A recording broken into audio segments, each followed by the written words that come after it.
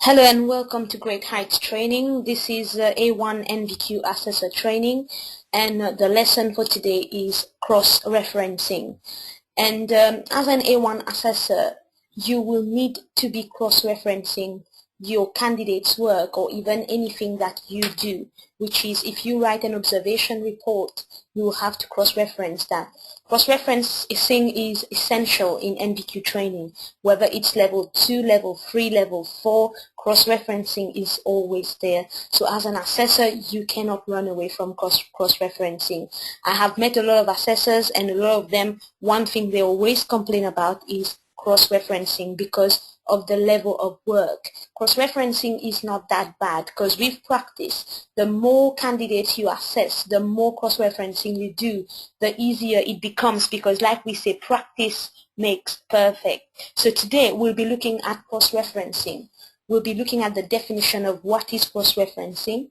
We'll also look at why do we need to cross-reference, why is it important to do that, and how do we do that. And we will also look at the different things that we need to avoid when we are cross-referencing, because as assessors, you don't want to make any mistake that will set you back or delay the completion of your candidate, because like I've always been saying, you get paid on completion and you want to get paid as soon as possible. So we want to make sure that we do a very good job and you get paid as soon as possible.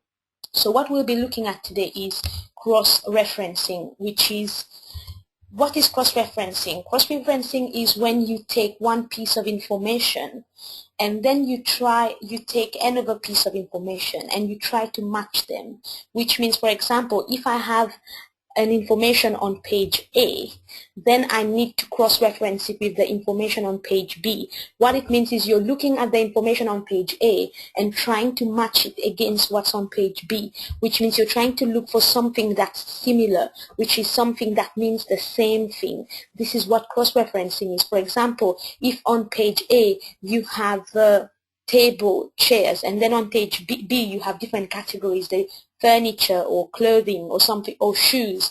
Then if you want to cross-reference table and chair, you will definitely cross-reference it with furniture, not shoes or clothing, but furniture. So this is just an example to kind of show you an insight into what cross-referencing is. So cross-referencing actually means matching information, which is you take information from one place and you try to match it with information on another place, trying to look for similarities, trying to look for something that's similar.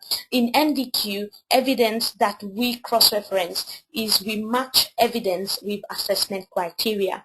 If you are doing NVQ Health and Social Care, Customer Service, Business Admin, whichever one you're doing, remember from past lessons that we've done, anytime you assess a candidate, you do not use your own judgment. You don't try, but you have to assess candidates against assessment criteria, which is set by the awarding body that you are using to deliver that training. So this is what it is. The criteria that the awarding body set is called assessment criteria. Under the old NVQ, it was called performance criteria because on the old NVQ, assessment was divided into two parts, knowledge and performance. But as you start delivering NVQ, you will see that one thing that has changed under QCF, which is the new NVQ, is they haven't divided knowledge and performance. Everything comes together under one, and that one thing is called assessment criteria. So there's no knowledge, there's no performance. Everything is combined into one, which is assessment criteria. So which means what you would be doing under the old NVQ, it's the same thing. You will use the same method. You will do the same type of cross-referencing, but instead of just cross-referencing with performance criteria only, you will now be cross-referencing with assessment criteria, which covers both knowledge and performance. So this is what cross-referencing is in NVQ. You are matching evidence that candidates give you, which is reflective account, witness statement, work products, anything that question and answer, whatever candidates give you, now you have to be able to make an assessment decision. Before you can do that, you have to cross-reference that work, which is look at that evidence that that candidate has brought to you and try and match it with the assessment criteria set by the awarding body. So it's not only candidates' work that you cross-reference. You would also, as an assessor, have to cross-reference observation that you do. So after you've done an observation, you will have an observation report, and you will need to cross-reference that with assessment criteria as well. Same thing if you carry out a professional discussion, you will have to cross-reference that with assessment criteria as well. And you do cross-referencing to show competence, because those assessment criteria are the criteria that candidates will have to show competence in. And how you as an assessor demonstrate that that candidate is competent in those areas is by making sure you match the evidence that they give you against those criteria to show that your candidate is competent. This is what cross-referencing is. I've explained to you using a practical example like furniture and table and chairs what cross-referencing is, and I've also explained to you in NVQ what it is. If you have done an NVQ level 3 before, you would know what cross-referencing is. If you are doing an NVQ as an assessor, when you deliver NVQ level 2, any evidence you will have to cross-reference. If you want your learner to cross-reference something, as long as they are good, as long as they know what they are doing, that's not a problem. But when it comes to level 3, that's when the candidate is required to do their own cross-referencing, but they will not be able to do it without your guidance. So, which means as an assessor, even though you are delivering level 3, you might think that you're now away from cross-referencing, but no, you still need to be able to show your candidate how to do it, and they need to be able to do it. And sometimes, if you want your candidate to move faster and finish quicker, you will need to support them and help them to do their cross-referencing at a level 3 as well. But when it comes to level 2, the assessor does all the cross-referencing. Now, why do we cross-reference? Number one reason you cross-reference is you want to assess the performance, you want to assess the evidence that the candidates have brought to you against criteria. That's why you cross-reference, so you know what is it that the candidate has already shown that they can do, so that you know what is missing. So cross-referencing is done because this is how you will assess whether the evidence that the candidate has brought to you has met the criteria from the awarding body. Without cross-referencing those two, you will not be able to know, and you will not be able to make an assessment decision. So for you to be able to make an assessment decision, you have to cross-reference evidence.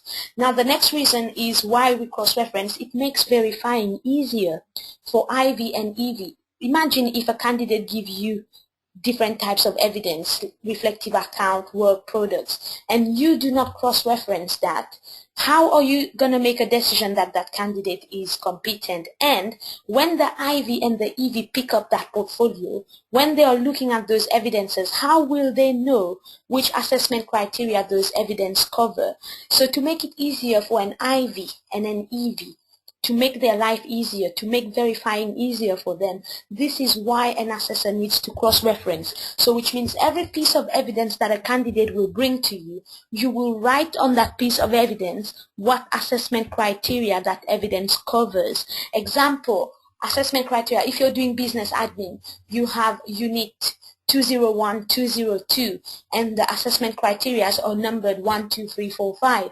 So which means if somebody brings a piece of evidence for you, you will write on it that that evidence covers 201.1, 201.2, 202.3. So this is you listing all the assessment criteria that that evidence cover. For example, in health and social care, unit 21A.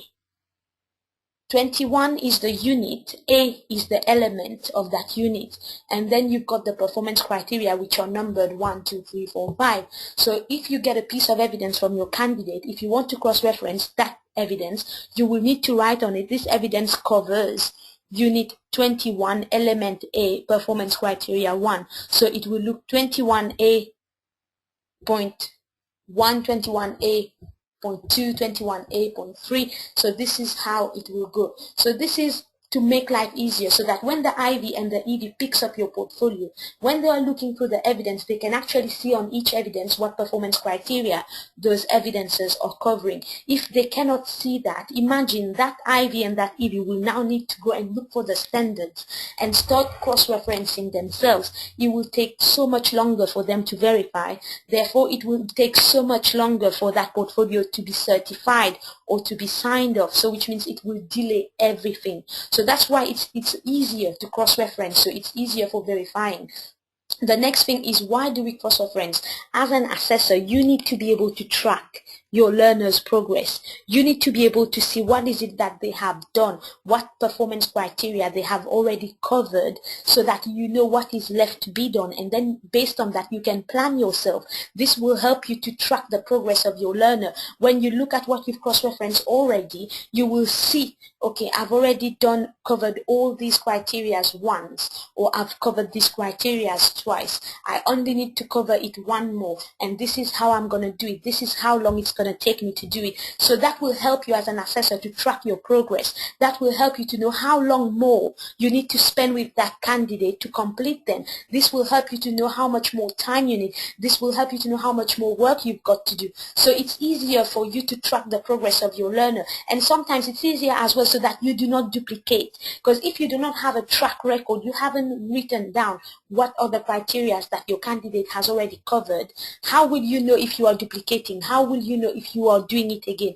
And that will help you as well, because if you've got tracking, you know what they have covered, what they haven't covered, you will not miss out on anything. So which means your portfolio will be done well and it will be complete. Cross-referencing also makes a portfolio more organized. If you do not cross-reference your work, everything will be all over the place. You won't know what is what. You won't know what evidence covers what unit. You won't know what you have done so far. You won't know what is left to be done. You won't know which units the candidate is competent in. So it's a very disorganized portfolio, and you do not want to have a disorganized portfolio, because if your portfolio is disorganized, it will be very difficult for the IB to check, and therefore it will be difficult for the EB as well to check. It will take more time, and that portfolio will come back to you more, because I'm sure if it's not organized, if you do not have a tracking system of knowing what you have done, what you haven't done, there will be a lot of mistakes. So cross-referencing helps your portfolio to be more organized. It helps you to track progress. It helps you to be able to know what to do next, what you have done, what you haven't done. And it's easier to understand and to assess as well, because when you've got everything in front of you, you've got evidences, you can see what you have covered already, then you know what you haven't covered. So it's easier for you to plan your next step of assessment. So cross-referencing is very, very, very important. It's one of the major work of an assessor, because you are planning assessment, you give the candidate assessment, they are the ones bringing the evidence in, and your job as an assessor is to make an assessment decision based on those evidence. And how do you do that? Is by cross-referencing those evidence with the awarding body standard. So really, your job as an assessor is to cross-reference evidence, and based on that make an assessment decision to show whether your candidate is competent or not. Now, how do we cross-reference? Very important. For those of you who've done an NVQ level 3, you have an idea of how to cross-reference. But for those of you who do not have the knowledge, we will go through one observation report and show you how do you cross-reference it with a standard from the awarding body. So definitely how you do it, before you cross-reference any piece of evidence, you will need the awarding body standards for the units that you are assessing. And those standards, they can be found on any awarding body website, which means, and I'm sure some of you who are doing health and social care, you will have it already if we've sent it to you, is you go through the awarding body handbook, you go through the standards, you look for the unit that you are assessing, and under each unit you will see performance criteria or assessment criteria. Usually those criteria are numbered 1, 2, 3, 4, 5. Some awarding body might letter it A, B, C, D, but it's the same criteria. So these are the criteria that you will need to reference the evidence that your candidate bring to you. So when your candidate bring an evidence to you, it might be a reflective account, or it might be an observation report that you've written. You will need to read that observation report, probably read it through once, just to have an idea of what's there. And then you need to take that standards for those units. So let's say the observation report covers 3 units. Remember, because it's done in a holistic way, you're not assessing unit by unit, you're assessing in a holistic way, which means all the units that the candidate is doing in one go. So you will put all these unit standards in front of you. Then you will start reading the observation report line by line, and try and look at the standards and see if there's anything that you can see in those standards that mean the same thing, that observation report that you are reading. Every time you see something that match, you just write it next to the line or next to the sentence that you are reading on that observation report. That's just for you to see what is it that you have covered so far. That's what we were talking about, why it's important to cross-reference. So you will read that observation report sentence by sentence. Every time you read a sentence, try and look at those units in front of you and see if there's anything that you can see that match, anything that that sentence will cover there. You will write it next to the sentence. You will write it, usually if it's an observation report, which I will show you in a minute, an example, there will be space for you to do your cross-referencing. There will be column provided for you to write your referencing. If, for example, it's a witness statement in a letter format, all you need to do is just write next to it. All you need to do is just write next to it. For example, if it's something like this here, this, let's say this is a letter, so which means if I want to cross-reference this line now, I will look at the standards of the awarding body. If it's 21.2, I will write 21.2 next to it. So it doesn't have to be in a column. If it's a letter, you just need to write it next to it, as long as you make sure this sentence really means 21.2. It can be matched. It means the same thing. It translates into the same thing. That's when you will write it next to it there. If there's no column provided, you will just write it next to the sentence on the letter. So this is how you cross-reference. You cross-reference by reading the report or reading the evidence and try and match it with the standard, and then anything that you can match there, you will write the criteria on that report next to the sentence. Very, very important. Now, sometimes when you are cross-referencing, make sure you do not, if there's something that you've seen, let's say, for example, I'm reading this line here, and I look at the criteria, it's halfway, it's not 100%. Do not cross-reference anything that you are not 100% sure of, because if you do so, it will not be good. The Ivy will send it back to you. For example, now, let's say, because everybody will translate information in their own way. Whatever I translate this line in might be different from the way you understand it. So which means the same way, when you are reading a report, whichever way you translate it, the Ivy might see it differently. So when you are cross-referencing, let's say I read this line and there's only one word here. Let's say, for example, body. That's the only word that I know can be like the point, the reference point for that assessment criteria. So if you are thinking that maybe the Ivy might not see it straight away, still cross-reference it, write the reference next to it, and then underline the word in that sentence or the part of the sentence that you think matches that criteria. Underline it so that when the Ivy is reading it, that underline that you made there will attract their attention, and they will be able to see what you meant, that this line is what you actually think is the reference here, and that will be fine. So anything you're not sure of or you think the Ivy might not see, just underline it when you are cross-referencing it, just to be on the safe side. Now, one thing you need to look out for is, before we go to the practical one, I just want to run through everything and then we'll go to the practical and try and do one cross-reference. Things you need to look out for when you are doing cross-referencing is there's one more important thing, which is overclaiming.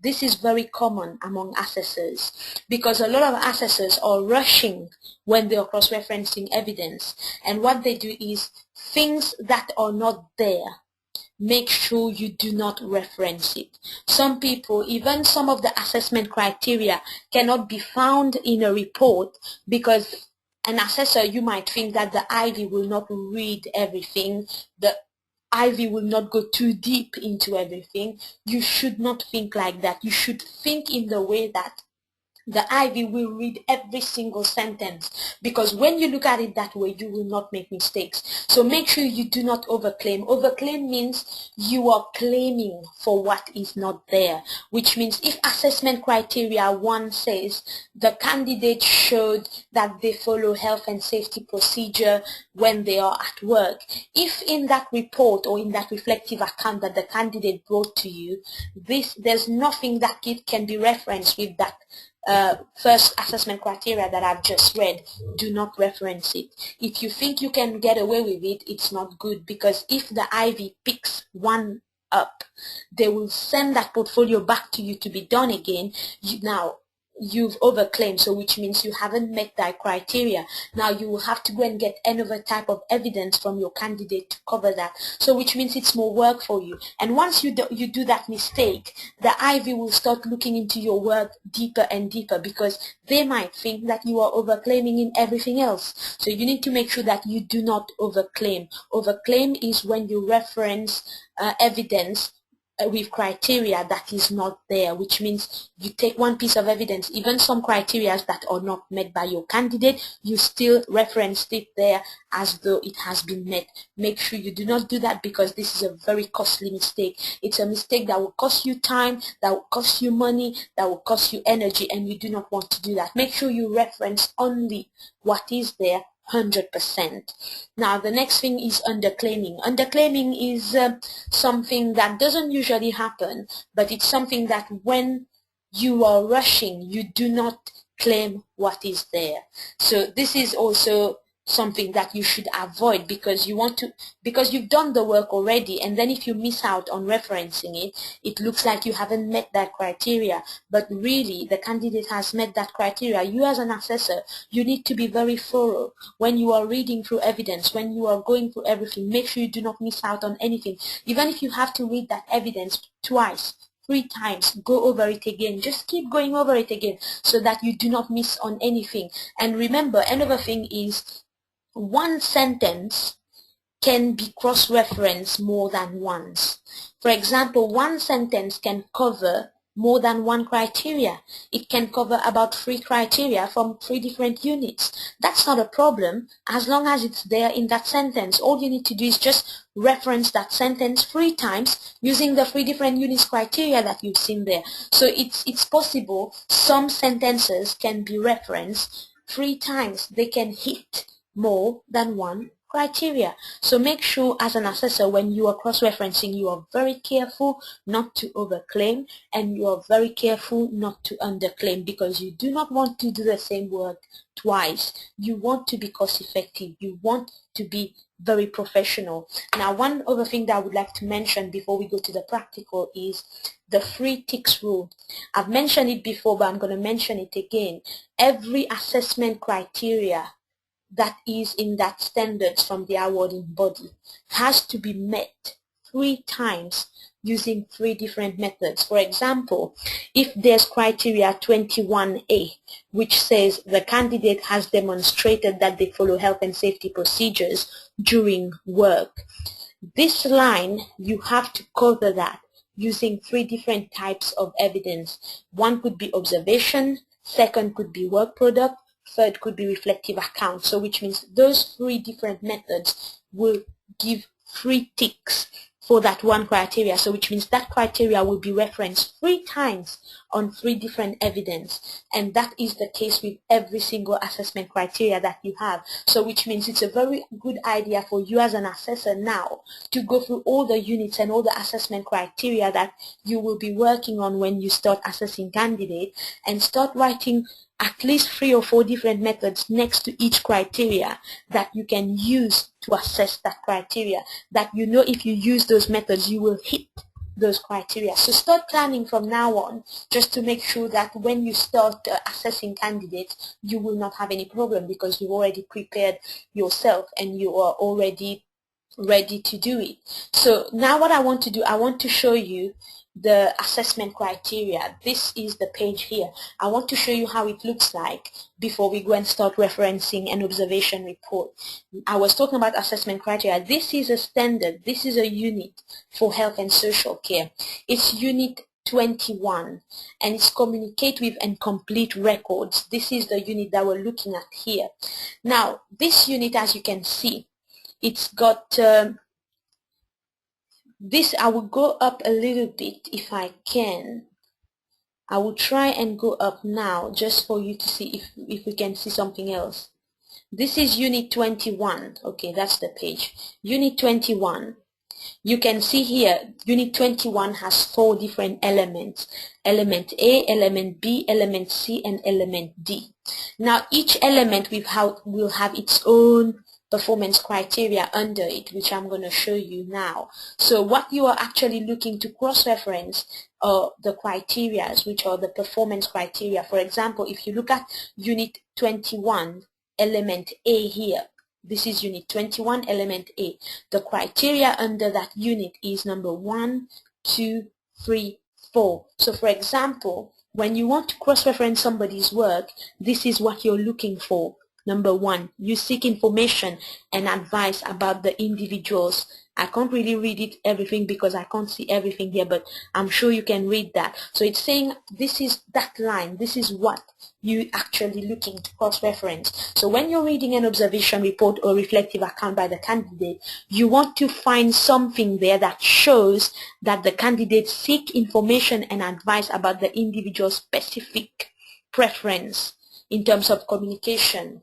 So which means this is what you are cross-referencing. So for example, if you have an observation report and you've seen something that matches this line, you will write next to it in your observation report, Unit 21A 1.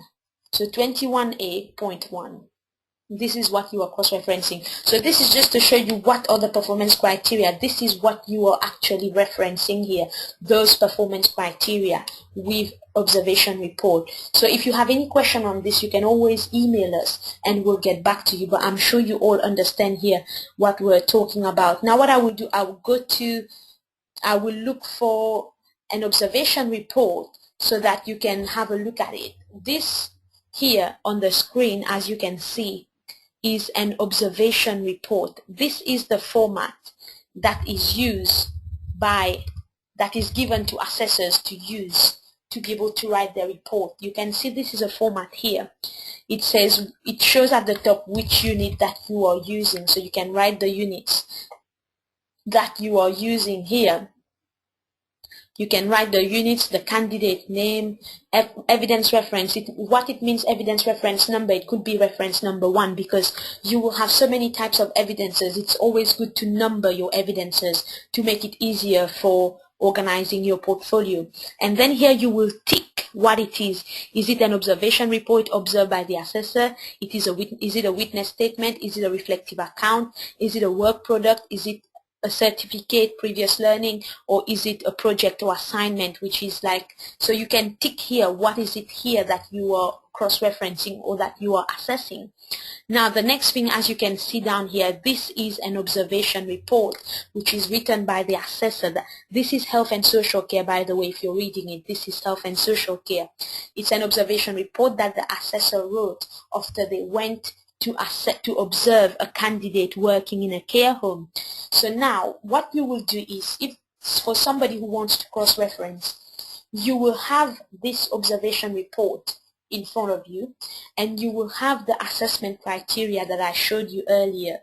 Now when you are writing, you can see here there's a column here for unit, there's a column here for element, and there's a column here for PC number. PC means performance criteria number. Remember I showed you this is really for health and social care, because health and social care is the one that has all these complications. When it comes to business admin or customer service, you do not have all these numbers. When it comes to business admin, you only have unit and element.